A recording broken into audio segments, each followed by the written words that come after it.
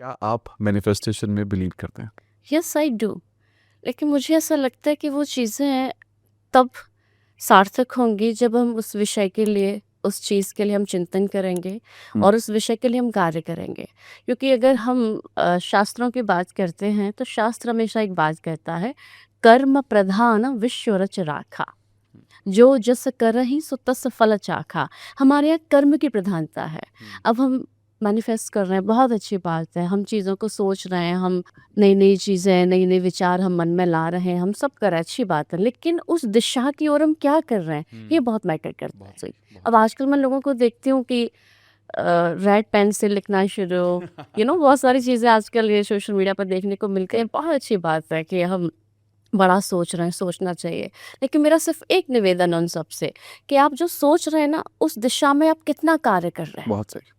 हुँ, क्योंकि जब तक आप कार्य नहीं करेंगे, जब तक आप कर्म नहीं करेंगे, मैनिफेस्टेशन मैनिफेस्टेशन बन के ही रह जाएगा। हुँ, वो परिकल्पना कब सिद्ध होगी, जब हम उस दिशा में कार्य करेंगे। हुँ, और जब हम उस दिशा में कार्य करते हैं तो डेफ़िनेटली सब कुछ सार्थक है और सब कुछ साक्षात्कार हो सकता है। जो आप सोच रहे हैं वो आपके सामने प्रत्यक्ष प्रकट हो सकता है। क्योंकि ब्रह्मांड हमें हर समय सुन रहा है, हुँ, देख रहा है और बहुत स्ट्रॉन्ग है ये सारी चीज़ें, हुँ।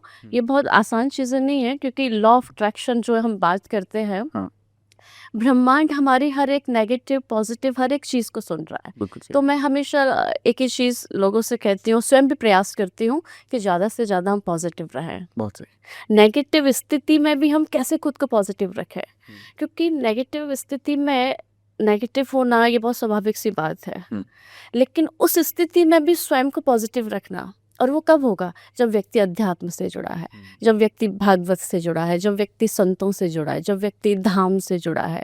तो हम किसी भी क्षेत्र की हम अगर हम बात करें तो घूम फिर के मैं एक ही निष्कर्ष पर पहुंचती हूँ कि कर्म प्रधान है। हुँ, हुँ, भगवान ने भी गीता जी में कर्म पर जोर दिया। हुँ, अर्जुन से कहा था, अर्जुन अगर तुम मेरा चिंतन करोगे और युद्ध नहीं करोगे तो विजयश्री प्राप्त नहीं होगी। बहुत सही। और अगर केवल युद्ध करोगे और मेरा चिंतन नहीं करोगे तो भी विजयश्री प्राप्त नहीं होगी। हुँ, कहने का तात्पर्य हुँ। क्या हुआ कि कर्म करते रहिए और मन से श्री ठाकुर जी का चिंतन करते रहिए, फिर सारी मैनिफेस्टेशन सब साक्षात्कार हो क्या जाएगा, बात है। सब बहुत-बहुत प्रत्यक्ष धन्यवाद। में प्रकट हो जाएगा। बहुत-बहुत धन्यवाद। बहुत अच्छा एक्सप्लेनेशन, बहुत ही प्यारा। अब मेरे बहुत सारे सवाल यहाँ पर आ गए। अ, पहला मेरा जो सवाल मैं शुरुआत आप भागवत के बारे में बहुत बात करते हैं। तो पहले मैं यही जानना चाहता हूँ भागवत क्या है? और दूसरा सवाल मैं भी पूछ लेता हूँ, मैं भूल ना जाऊँ। अ, आज के युग में बहुत सारे लोग ये बात कंसिस्टेंटली करते हैं कि मैं काम पर ध्यान देता हूँ, मैं मेहनत कर रहा हूँ, मैं भगवान-वगवान को नहीं मानता, मैं स्पिरिचुअलिटी को नहीं मानता, मैं तो बस मेहनत को ही कर सकता हूँ। ये कितना सही है? तो शुरुआत पहले सवाल से। बहुत सुंदर प्रश्न है, श्रीमद् भागवत क्या है? श्रीमद् भागवत संक्षिप्त रूप में अगर मैं कहूँ तो भगवान श्री कृष्ण का वांग्मय स्वरूप है। हुँ, हमारे यहाँ 4 वेद बताए गए, ऋग्वेद, यजुर्वेद, सामवेद और अथर्ववेद। हुँ, लेकिन हमारी भागवत जी को पंचम वेद कहा जाता है, कि श्रीमद् भागवत पंचम वेद है। हुँ, श्रीमद् भागवत में समस्त वेदों और उपनिषदों का सार है। इतनी विशेष महिमा है कि अब किसी के पास समय नहीं है वेद पढ़ने का। हुँ, अगर समय भी है तो इतनी बुद्धि नहीं है उन वेदों को समझने का। हुँ, तो जो महर्षि वेदव्यास जी हुए, उन्होंने भागवत की रचना इसलिए करी कि जो लोग वेद नहीं पढ़ पा रहे हैं, जो लोग शास्त्र नहीं पढ़ पा रहे हैं, अगर वो भागवत जी पढ़ लें तो समस्त वेदों का सार उनको मिल जाएगा। हुँ, और सबसे खूबसूरत बात जो मुझे लगती है यहाँ पर, कि किसी-किसी ग्रंथ में हमें देखने को मिलता है कि भक्ति की बहुत चर्चा है। हाँ, किसी-किसी ग्रंथ में हमें देखने को मिलता है कि ज्ञान की बहुत चर्चा है। हुँ, किसी-किसी ग्रंथ में हमें वैराग्य की चर्चा बहुत देखने को मिलती है। लेकिन आपको जानकर अमित जी आश्चर्य होगा कि दुनिया में केवल और केवल हमारी भागवत जी एक ऐसा ग्रंथ है जिसमें भक्ति भी है, ज्ञान भी है, वैराग्य भी है। भक्ति, ज्ञान, वैराग्य की त्रिवेणी बह रही है। हुँ, तीनों का समुच्चय है। हुँ, इसलिए मैं सभी से कहती हूँ कि भैया, अगर आप गरुड़ पुराण नहीं पढ़ पा रहे, कोई बात नहीं। हुँ, अगर आप शिव पुराण नहीं पढ़ पा रहे, कोई बात नहीं। आप सिर्फ भागवत जी का सानिध्य ले लीजिए, हुँ, क्योंकि भागवत जी आध्यात्मिक रस वितरण की वो सार्वजनिक प्याऊ है, जो आपके जीवन की हर एक चीज़ को, जो आपको अमरता प्रदान करती है, जो आपको तृप्त बनाती है। वाह! हुँ, भागवत जी का चिंतन, भागवत जी का मनन और भागवत जी का श्रवण आपको भक्ति प्रदान करता है। आपके मन में अमल भक्ति उत्पन्न होती है, क्योंकि भक्ति के भी 2 प्रकार होते हैं, मद भक्ति और अमल भक्ति। अब मद भक्ति उस भक्ति को कहते हैं जो आजकल सब लोग करते हैं कि 2 चुनौरी श्री ठाकुर जी को भोग में लगा दी और मांगने की लंबी लिस्ट तैयार कर ली। करेक्ट, सही है। पान का भोग लगा दिया और मांगने की लंबी लिस्ट तैयार कर दी। हम अधिकतर सब मद भक्ति कर रहे हैं, लेकिन भगवान कृष्ण मद भक्ति से प्रसन्न नहीं होते, क्योंकि ये स्वार्थ की चीजें हो गई। भगवान कृष्ण अमल भक्ति से प्रसन्न होते हैं। अमल भक्ति कहते हैं निष्काम भक्ति को, जिसमें कोई कामना नहीं है, जिसमें कोई इच्छा नहीं है। हम प्रभु से प्रेम करते हैं, इसलिए हम उनकी भक्ति कर रहे हैं। हमें प्रभु से कुछ भी नहीं चाहिए। और कृपालु जी महाराज, जो आपने नाम सुना होगा, बहुत बड़े संत हुए, वो इतनी अद्भुत बात कहते थे कि भगवान से कहा करो कि हमें आपसे कुछ नहीं चाहिए, आप हमें क्या देंगे। और जो आपने हमें दिया है शरीर मन बुद्धि, भले ही आपका है, लेकिन अब हमारे पास है तो हमारा हो गया और हम ही आपको प्रदान करें, आप हमें क्या देंगे।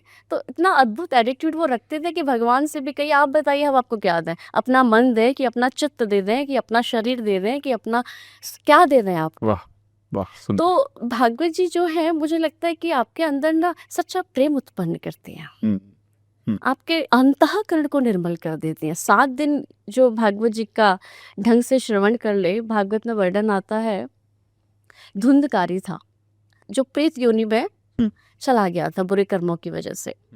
जब उसने लगातार 7 दिनों तक भगवान की कथा सुनी, भागवत जी की कथा सुनी, तो प्रेत योनि से सीधा देव योनि में परिवर्तित हो गया था। इतनी भारी महिमा है भागवत जी की, और आज भी देखने को मिलती है। हम लोग कथा करने के लिए जाते हैं तो 7 दिन कथा सुनने से लोगों के जीवन में बहुत परिवर्तन आते हैं।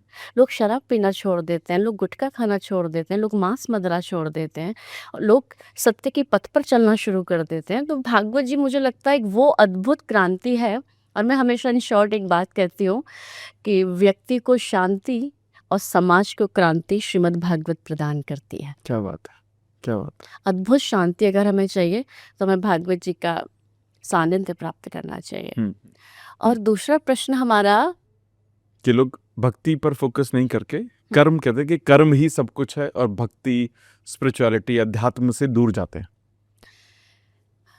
अगर हम एक पर्सन के लिए उनकी बात रख भी लें कि कर्म ही पूजा है, बहुत अच्छी बात है, लेकिन आपने एक चीज़ नोटिस किया होगा कि जब जीवन में कष्ट आता है, जब जीवन में विपत्ति आती है, तो व्यक्ति को एक ही दरवाजा क्यों दिखाई देता है।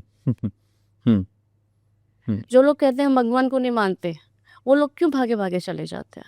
और देखिए एक और बात, उनके मानने या ना मानने से कोई फर्क नहीं पड़ता है। प्रभु हैं, थे, हमेशा रहेंगे। इस सृष्टि में केवल भगवान थे, और इस सृष्टि में सब कुछ होने के बाद भी भगवान है, और जब इस सृष्टि में कुछ भी नहीं रहेगा तब भी भगवान रहेंगे। तो जो लोग कहते हैं हम भगवान को नहीं मानते, हम उनकी सत्ता को नहीं मानते, तो उनके ना मानने से मुझे नहीं लगता कि चर्चा का विषय है, कि उनकी अपनी एक सोच है।